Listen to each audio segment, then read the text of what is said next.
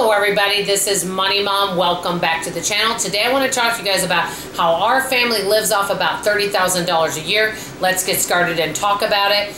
Many of you probably know since 2020, my income's kind of taken a little bit of a cut.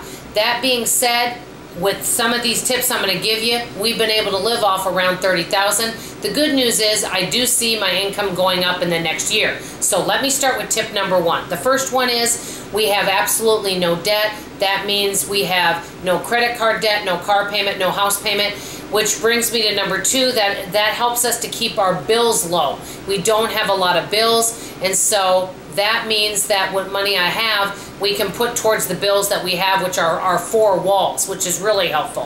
Which brings me to number three, I live below my means. In other words, I make sure we always have money left over after the end of the month, which basically means that that money can go towards things that our family needs. If I don't have money over after the end of the month, then I may have to go into debt or wipe out our savings. But this way, if I have money left over and I need some tree work or we need a new tire for the car, I've got money to be able to pay cash for those things. So we live below our means, number three. And also I want to mention with this that if I were to get an increase in income, I am choosing not to do a lifestyle creep or elevate my lifestyle in any way. I'm going to keep our expenses the same so that we can be better prepared for the unexpected. Let me just say that. Number four, I'm willing to make more money and cut expenses. I know I've mentioned this before. There's always a way to make money. There's always a way to save money. And so I think if you are open to the marriage of both of those together, it can be quite powerful because yes, you can cut expenses and that's fantastic. But sometimes you can cut expenses all day long, but sometimes we're just not making enough money for the month, which means we may need to look for extra ways to make money. So I'm willing to do both of those and I have that attitude. Number five, this is probably one of my hugest tips. Keeping things maintained. For example, if you see that a tire is getting kind of worn, don't wait until it's bald and you get a flat tire on the road.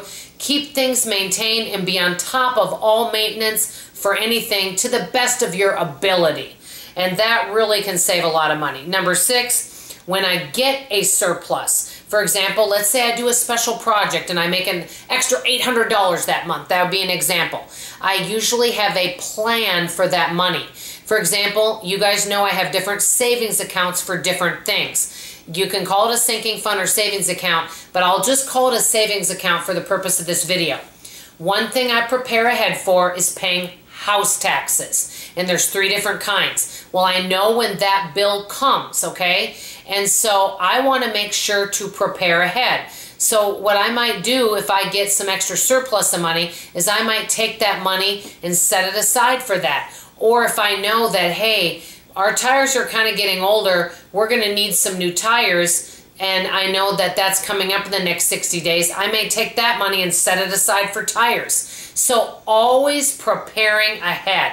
And that's number six for any surplus money. Number seven, let's talk entertainment and shopping. I'm a homebody. I do love to get out and do things, there's nothing wrong. I think it's great to spend money on experiences, but many of these experiences I've already had. For example, I like going to the State Fair. I like going to Scarborough Fair, but I don't really feel I need to do those every single year. So I minimize some of those expenses and going out to eat and entertainment, and that really saves a lot of money doing that. That also goes with shopping.